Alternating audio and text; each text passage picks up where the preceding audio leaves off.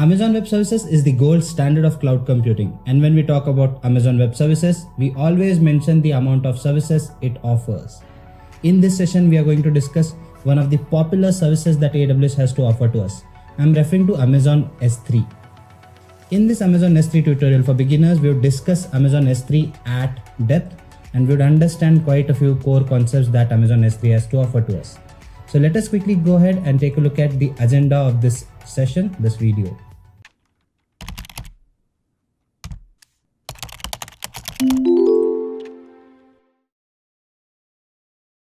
We would start off this video by understanding what cloud storage is and how cloud storage works on Amazon Web Services. Then we would understand the core service and the main topic of today's discussion, that is AWS S3. Going ahead, we'll discuss some of its features and then we'll finish this video off with the demo part where we discuss and take a look at how to implement certain things using Amazon S3. So let us just go ahead and get started. So let's start by understanding what is cloud storage first, right? I often come across questions where people ask me what cloud storage is. And whenever I talk about Amazon Web Services, whenever I talk about cloud computing, their belief is that these are nothing but cloud storages.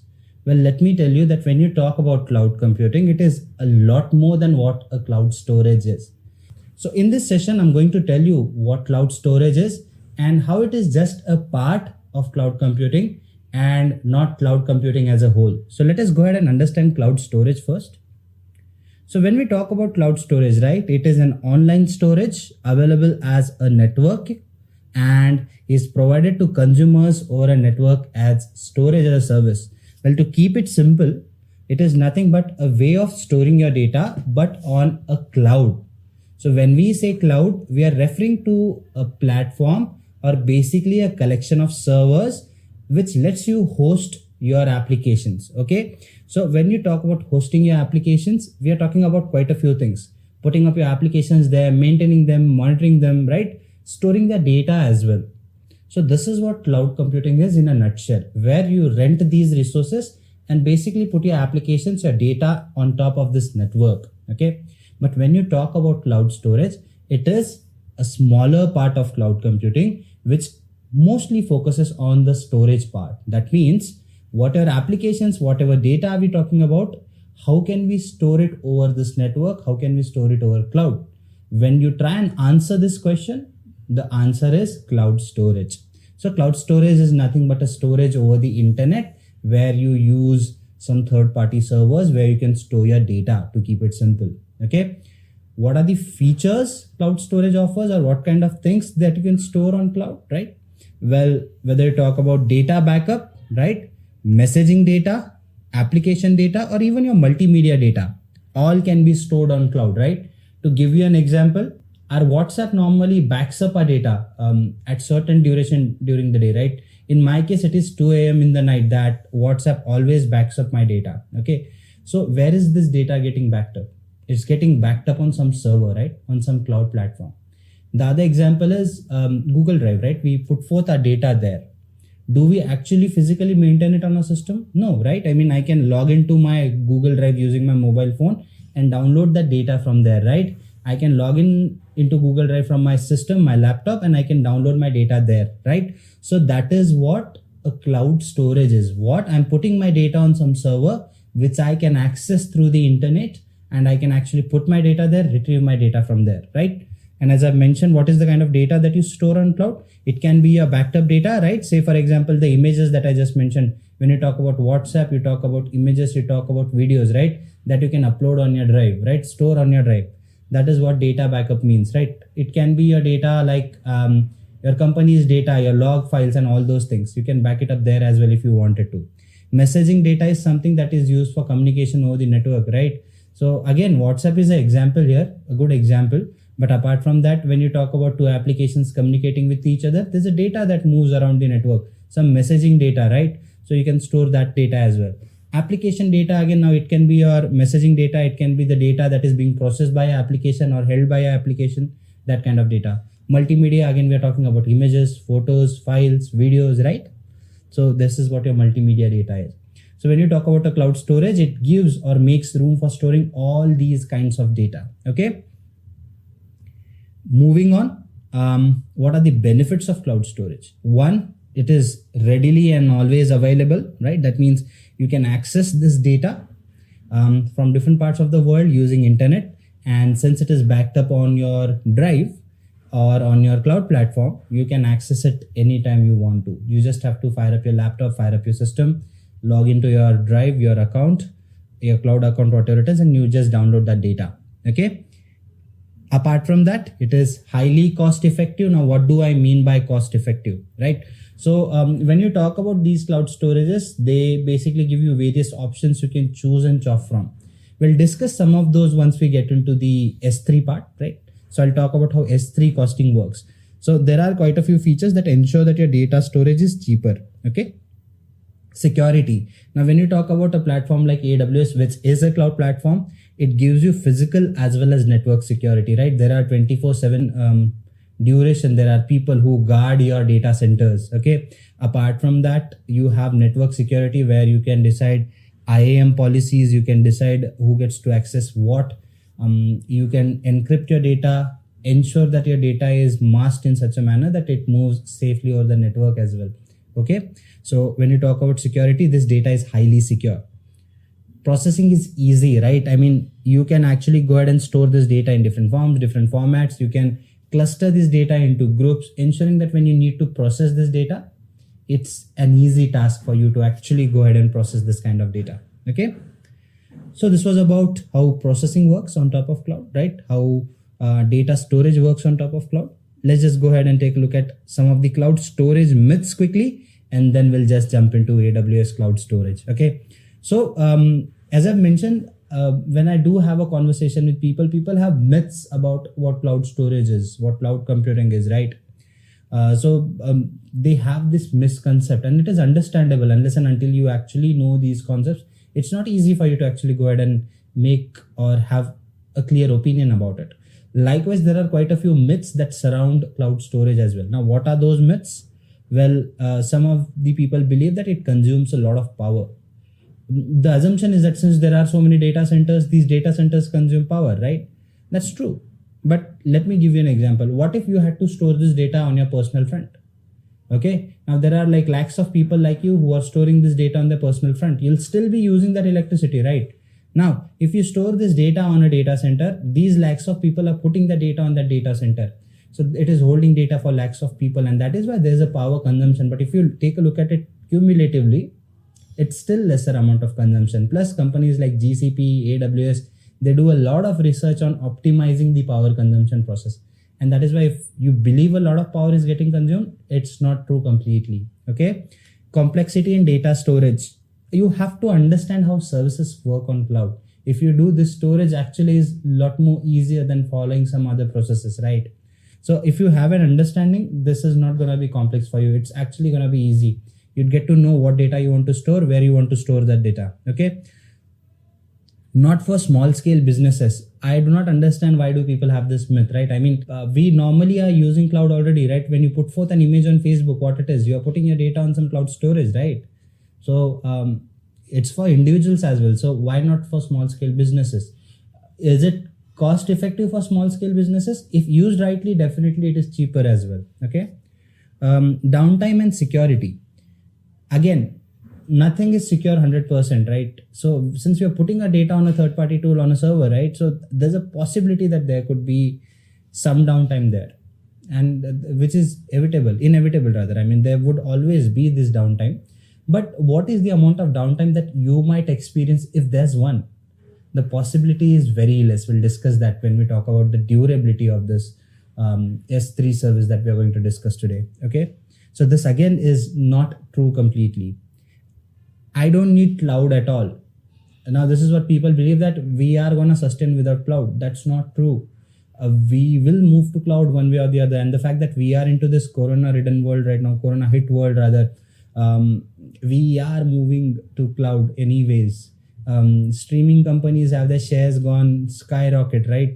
Why? Because there's no other option for people to use. And this is reality. I mean, this is the future. Cloud is going to be here. and people who believe that they do not need cloud, I'm sure that they are already using cloud in one way or the other. So let's just go ahead and talk about something else. We've already discussed the myths of cloud storage. Let's understand what AWS storage has to offer to us and what are the services that fall under AWS cloud storage.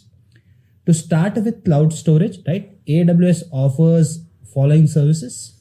The two on the left hand side are block storages, that is AWS EC2 ephemeral and EBS persistent. Let me tell you what these storages are in a nutshell. Okay, so basically these block storages are blocks of storage which need some system for them to function. To give you an example, we have our hard drive with us, right? So unless and until you connect that HDD, hard disk drive, to some system, you cannot see that data, right? I mean, in that HDD, if you just hold it in your hand, you will not be able to see what data is there, even if there's 1 TB of data, 5 TB of data, whatever it is, right? Unless and until you connect it to some system. But when you connect it to the system, this is where you see all the data.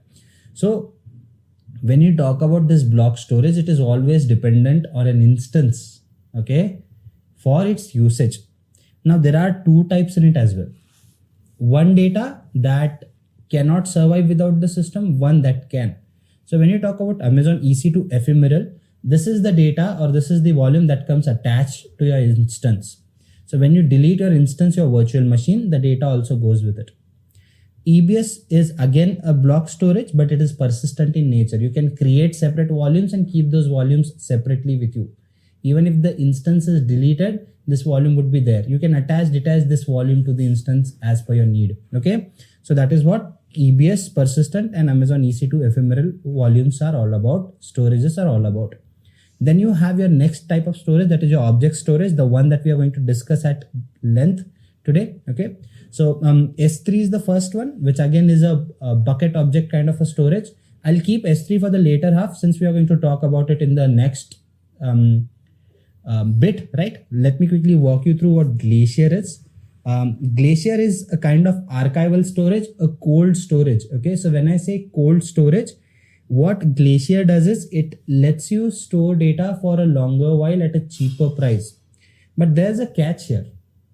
The reason Amazon Glacier is cheaper because it is one of those storage where you put your data and forget about it, right? Like your long-term investment plan, something like that. This is because the retrieval time in Glacier is higher. If you put your data there, it takes certain hours for you to retrieve that data. So if you have mission critical data, you should not put it on Glacier. Let's assume you have certain logs, certain records. To give you an example, medical data, right? In some cases, talk about your birth certificates and stuff. This kind of data is something that you do not need every day, right? So if you put this kind of data in a costly storage where the retrieval rate is quicker but charges are higher, it won't be affordable for you. So it is wise to put this kind of data that you're not going to look at regularly. And even if you want to take a look at it, you can wait for a while. So if you have this kind of data, you put it on Glacier because it's an archival storage, holds cold data, something that you don't need to access every day. And since your retrieval speed here is lesser, or not lesser, since the retrieval speed here is more, you need more time to get this data back. It is more affordable for you, quite cheaper. So for people who want to back up their archives, they always use Glacier. EFS is a file system which supports file system kind of storage on AWS cloud. Then there are other storage options as well. You have your Snowmobile, you have your Snowmobile, not Snowmobile, that is what? Snowmobile, and the other one is your Snowball. Okay, Snowball is a small storage where you can move data physically from one data center to the other. If you want to move huge amount of data, you use Snowmobile to move your data physically from one data center to the other. And then you have AWS Direct Connect, which again is a kind of a, you can call it a transfer service, not exactly a storage service, but it lets you move your data from on-premise to cloud and cloud to on-premise. Okay, so this was about the different storage services that AWS offers. Now we come to the main topic of discussion where we understand Amazon S3 at breadth, okay, in depth. So let's just go ahead and understand Amazon S3 quickly, okay. So when we talk about Amazon S3, right, as I've mentioned, Amazon S3 stands for Simple Storage Service. Okay. And the reason it is called as Simple Storage Service is because it is very easy to use. As we get into the demo part, you'll understand why it's called as Simple Storage Service. Okay. What the definition has to say, it is a simple web service interface that you can use to store and retrieve any amount of data at any time from anywhere on the web, right? Now, this is a hot storage. The reason for that is you can retrieve your data in any amount at any time from anywhere on the web, right? So that is why it's called as hot storage, because retrieval time here is very less. And compared to Glacier, this one is costlier, and you know the reason now already why, because it gives you fast retrieval, and hence it is called as hot storage. So if you have mission critical data, you always put it in S3. What are the features S3 offers? It is highly flexible. It offers quite a few features, like you have your versioning, you have your cross-region replication, bucket policies. Now we'll see these things in detail. Do not worry about that. That is why it is very flexible, cost efficient. It gives you different tiers of storage. Again, something we'll discuss in the next bit. Do not worry about that.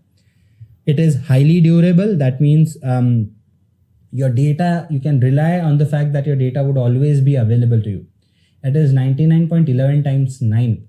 That means even if your data center goes down, your AWS data center goes down, in a year to the max, you can expect it to be down by like 20 minutes to the max. That is if it goes down, where the possibility is rare. Okay. Security, we've already discussed how secure these things are, right? I mean, you can encrypt your data, you can set up bucket policies. What bucket policies are, I'll talk about it in detail. Basically, it is something that helps you secure your data on cloud. Okay. Availability, yes, this data is highly available. We've discussed that already. And scalable, that means you can scale your resources. You can, when you talk about S3, right? You can store a file as large as 5 TB in S3. That tells you how big a file can you store on S3, right? And you can store a lot of data on S3. So do not worry about that. If you talk about scalability, it is highly scalable. Okay, so let us now go ahead and understand some of the features that AWS has to offer to us, or S3 rather. Let's take a look at some of the Amazon S3, AWS S3 features. So when we talk about AWS S3, right, the first thing that we need to know is what are its components, right? So there are two major components that S3 offers. Okay. First one is the buckets that we've seen, right? The other one is your objects. Okay. So, as the name suggests, bucket, obviously buckets hold water, stuff, right? So in this case, your S3 bucket will hold your content, right? Your files, whatever you want to put into it, your data. Okay. And your object is nothing but the file that you want to store somewhere. So what you do in S3 is, if you want to store your data, first thing is you create a bucket, and inside that bucket, you put in your files. Now these files, it can be your multimedia files, it can be your images, it can be your data files, documents as well. Okay.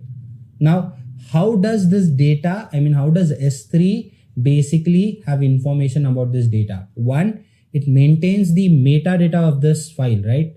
And you have your data key, your version ID as well. Okay. Something that lets you verify, or something that lets you confirm that, okay, this is the file and these are the IDs associated with it. Okay. So how does it work? You basically create a bucket, put your data into that bucket, which is called as an object. And hence we call this storage as an object storage. Okay. So it's as simple as that, nothing complicated here. Let's just go ahead and understand some other features. Okay.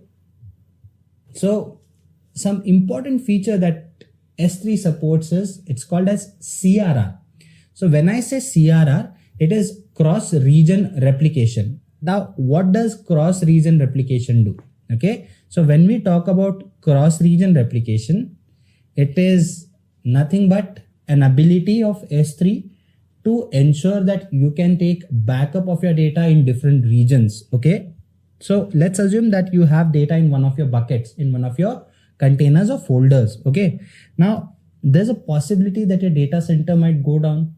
If that happens, you do not have your data with you. I've already discussed that the possibility is very less, but let's assume that you are dealing with mission critical data and you want to be assured that a copy of your data is there somewhere. Wouldn't it be wise to replicate it somewhere else? And the best way to replicate it is by replicating it in some other region. So if this region gets hit by some calamity, a copy of your data is always maintained somewhere else. So you can actually go ahead and create an automatic asynchronous process. You can set up a bucket policy, or you can set up a replication rule using which once you put your data in one bucket, it after a particular duration, it gets backed up. It gets replicated in some other bucket, which is located in some other region. Okay. So what that does is basically it ensures that 2 copies of your data are maintained somewhere. Okay. So I hope that gives you a picture of what cross-region replication is. Okay. Next is your versioning. Now, this is an important feature. Okay. So when we say versioning, we are talking about an ability, okay, where we can actually go ahead and create multiple versions of a file. That means if I store a particular file, I can store the same file with a different version in the same bucket, and the latest version would always be available to you. Now, why does this feature help, right? You might wonder. To answer this question, basically what happens is, let's assume that you're working on a particular file. Okay, you store it in S3. Now you make change to that file and again store it in S3. Now in that case, what kind of file do you want there to exist, right? Do you want the updated one or the older one? This could be a conundrum for you. Let's say you want the updated one. So you store it, right? And you make another copy of it, make changes to it and store it again. Now this time the latest copy would only be visible to you. When you enable versioning, what you do is you ensure that both the copies of the file will always be there. So if you have to backtrack and work on the data again, you can go ahead and take a look at the previous version as well. So that is what versioning does. This helps you stay safe from untimely, unplanned deletions, corrections in your file and stuff like that. Okay. So that is what versioning is all about. We'll see this once we get into the demo part. Do not worry about it. Now, S3 classes. This is an important part, right? What you see here is third class is Glacier. So Glacier now is owned by S3. It falls under S3. Okay. So that is why S3 Glacier is what we call it. So what S3 does is it gives you 3 kinds of storages. Okay. So first one is standard, where you can access your data anytime you want to. Okay. If you are not accessing this data frequently, you might be paying a lot of money for it. In that case, you can move to standard infrequent access. So if you've not used your data for like 30 days, you can set up a lifecycle policy moving the data to infrequent access, where you are charged less and retrieval speed is comparatively more. Okay. We need more time to retrieve our data. Okay. But to retrieve your data from standard infrequent access, you have to pay for the retrieval charge per GB basis. Okay. And same is for Glacier. Glacier is cold storage. We've discussed this, right? So here your retrieval time is like, it will take at least 4 hours to get your first byte out of your data. So you have to wait at least for 4 hours. In standard infrequent, there's a slight latency. It takes few milliseconds more if you compare it with your standard. Okay. Again, in case of Glacier as well, you're charged on per GB basis. Okay. So we'll discuss lifecycle policies as well. We'll create one. Do not worry about that. Okay. Now there are a couple of pointers that are not here that I wanted to discuss. As we get into the demo part, we'll talk about those pointers as well. Like we'll talk about how edge locations help in here, right? Transfer acceleration that S3 supports. We'll discuss that as well. And we'll discuss lifecycle policy as well. So let us not waste any time and quickly jump into the demo part. Let's see how the demo for S3 works. Okay. So I'm gonna now go ahead and log into my Amazon S3 console, or my Amazon management console rather. If you don't have a free tier account, you can create one. It's a very easy process. All you have to do is actually go ahead and register to the free tier account. They would ask you for your credit card, debit card details. Not worry, AWS does not charge you for your free tier account. It's just to ensure that you are a legit user. They would ask you to enter those details. And once you do that, you would be having an account activated, something that you can use to retrieve and play with your data, right? Something that would let you have your account and you can actually start creating applications, building applications using Amazon Web Services. So this is how the console looks like. Our concern today is S3 mostly, right? So there are different ways in which you can access S3, right? You can search for it here, okay? You can go into services, in storage, that is here, right? And I've pinned it here for my ease of use. Pinning is something where you can put in your resources that you want to frequently use. If you don't want it, you can just put it back somewhere, okay? And you say close. There you go. No more pinning. So you can do that as well. Recently, I had opened this service, if I'm not wrong. I was working on something. I was creating few buckets, and that is why it's showing in my recently visited ones. You see, there should be plenty of buckets that I've created here. So see, there's a version bucket as well. So this was basically for versioning that I had created one. So we are going to go ahead and create our bucket, right?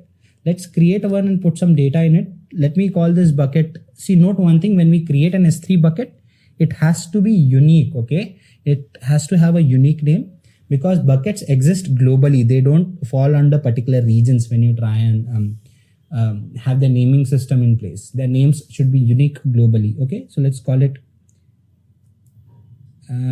Also note, you cannot use capital letters here, okay?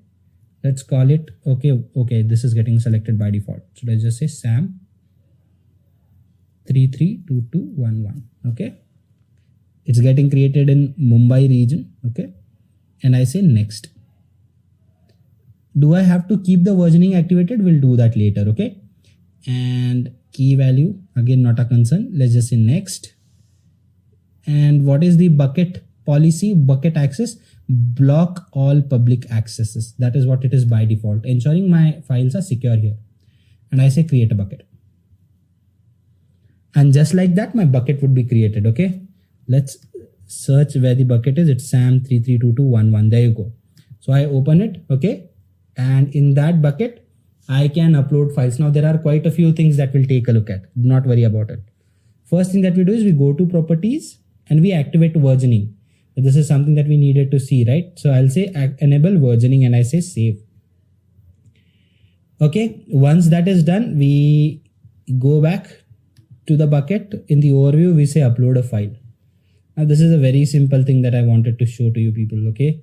Let's just say I upload any particular file. Let me upload this. And I say next.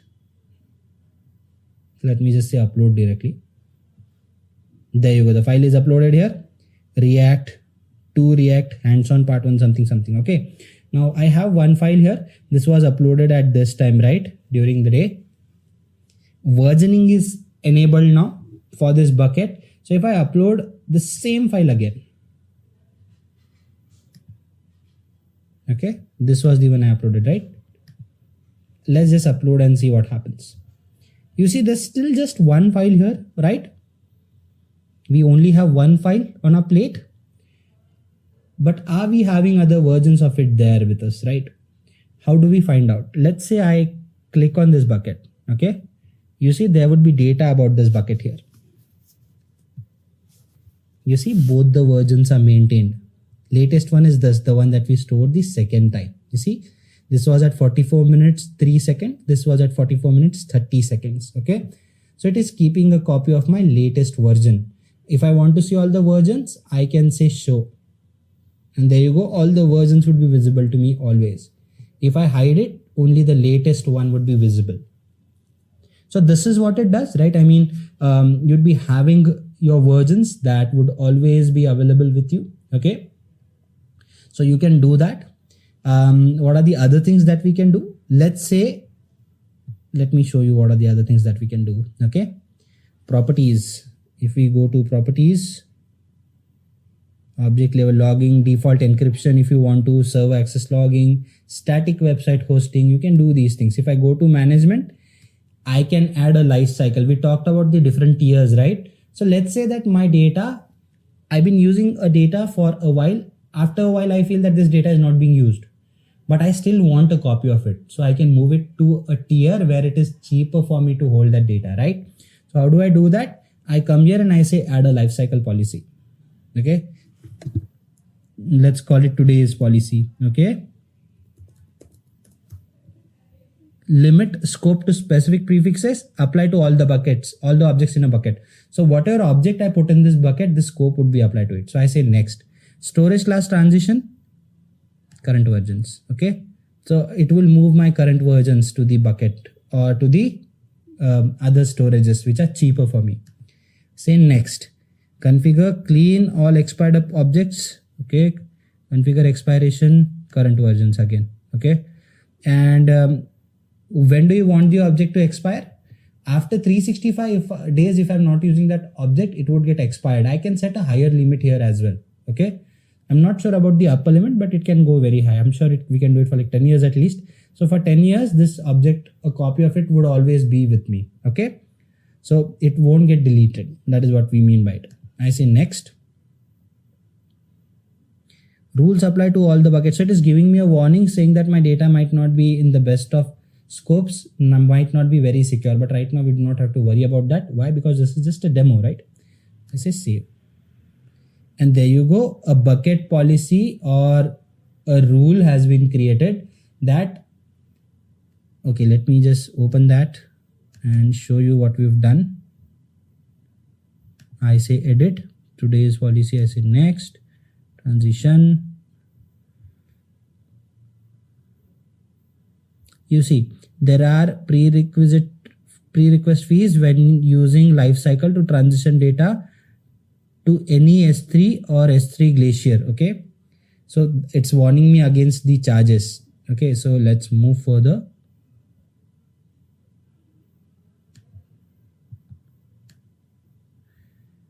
Now this is where I specify the time when I want my data to move. I'm just verifying if everything is in place.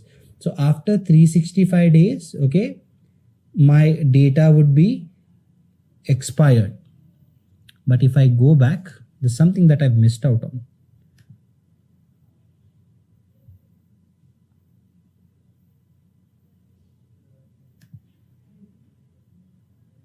Yeah, so this is where I can add transitions. When do I want my data to transit and to which state? We've deleted or we've set for the policy saying that after 365 days, delete my data. Here I can say that, okay, go ahead and move my data from current version to the other version. Okay, so that is what transition will do for you. For now, I'm just going to go ahead and skip that. Okay. So I believe we already have a policy with us and it is clear to you how to actually go ahead and move your data. What are the things that you can do here, right? You can set up lifecycle policies saying that once the data is there with me, next day move it to Glacier and also keep a copy of this data with me. So what that would do is it would help me.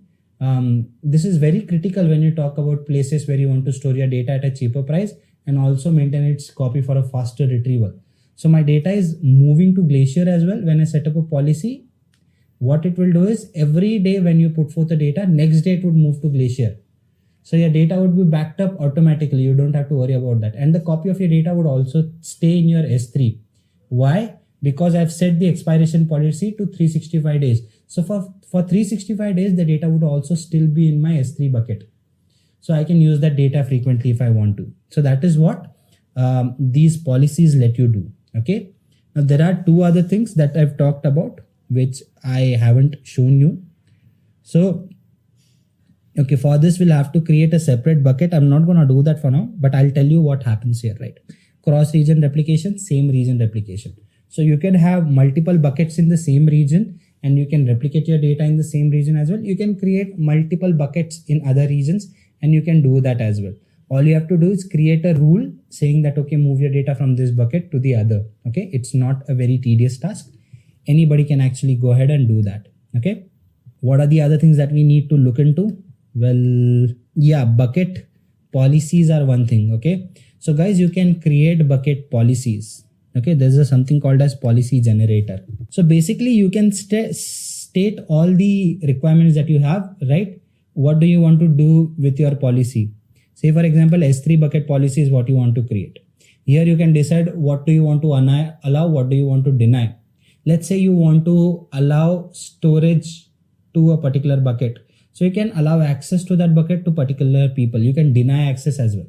So when you say deny, say you say deny here and principal you say star here. Okay, select S3 service here.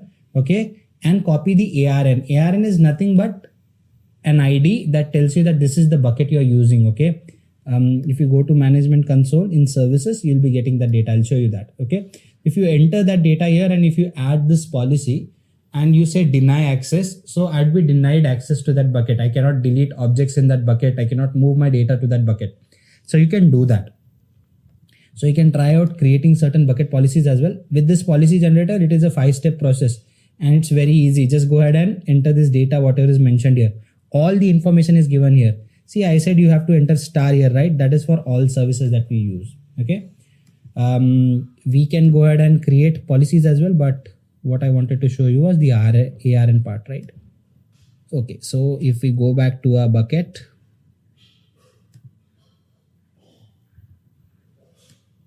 yeah, copy bucket ARN. This is nothing but the address to your bucket. You see, there you go. This is the address to your bucket. As simple as that. So you have to enter that ARN here and you should be good to go. Okay. And you can select what actions do you want to perform. Create bucket, allow someone to create bucket, deny someone to create bucket, allow someone to delete a bucket, deny someone to delete a bucket. You can do all these things here. And there's one more thing that I wanted to talk about. I remember mentioning that. So guys, there's one more service called as AWS CloudFront. Okay. You can check out the videos for this service on Great Learning's YouTube channel. We have CDNs with AWS CloudFront where we've talked about what CloudFront is in detail.